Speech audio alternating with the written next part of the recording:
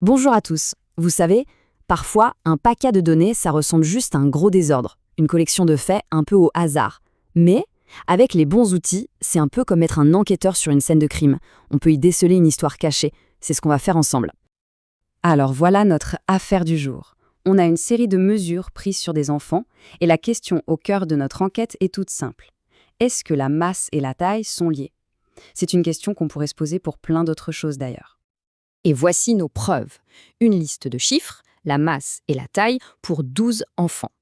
Bon, à première vue, ça ne nous dit pas grand-chose, n'est-ce pas? C'est là que notre travail d'enquêteur commence vraiment.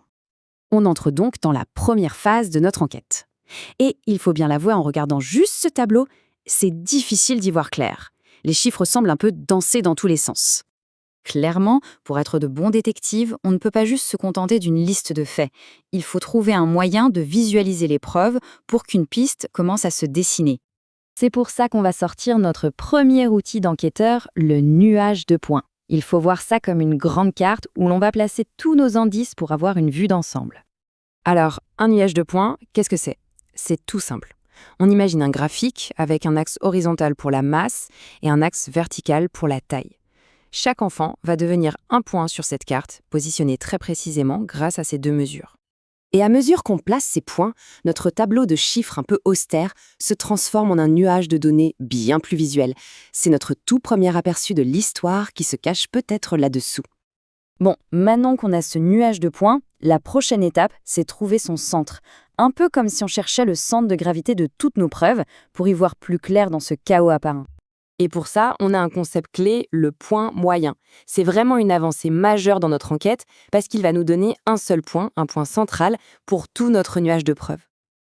Alors, comment on le trouve? D'abord, on calcule la moyenne de toutes les masses. On arrive à 19,375 kg. Ça, c'est notre première coordonnée. Ensuite, on fait la même chose pour les tailles et on trouve 112,25 cm. Et voilà notre deuxième coordonnée.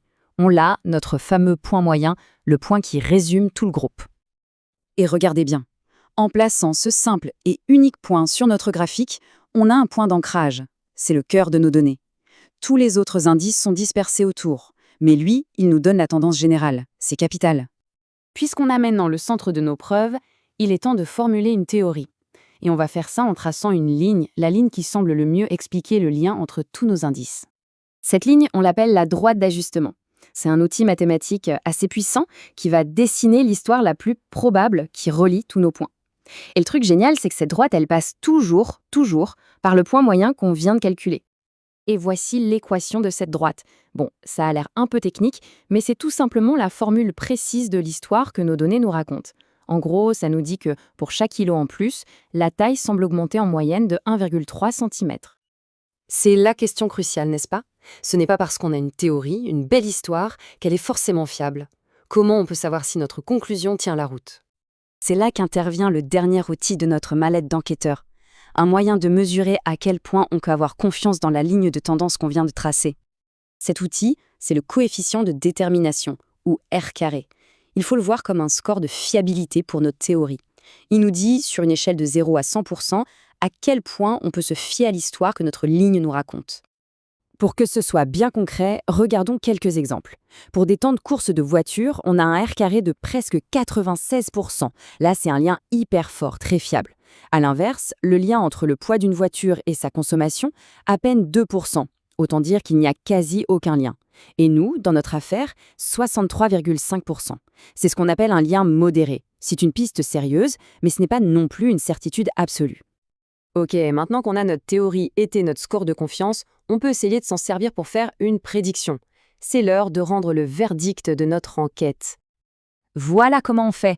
On reprend notre fameuse équation, on remplace le X par la masse qui nous intéresse, disons 24 kg, et on sort la calculatrice. Le modèle nous donne une prédiction, environ 118 cm. Et voilà notre conclusion. Le modèle prédit une taille de 118,33 cm. Mais, et c'est vraiment l'avertissement le plus important, avec un score de fiabilité de 63,5%, notre prédiction est satisfaisante, mais elle n'est pas hautement fiable. C'est une piste, une tendance, mais il faut rester prudent. Finalement, toute cette enquête nous montre une chose. Oui, les données peuvent raconter des histoires vraiment intéressantes, Mais comme pour tout bon détective, il faut toujours se demander à quel point cette histoire est-elle solide, avec quel esprit critique doit-on l'écouter avant de la prendre pour argent comptant. La question reste ouverte.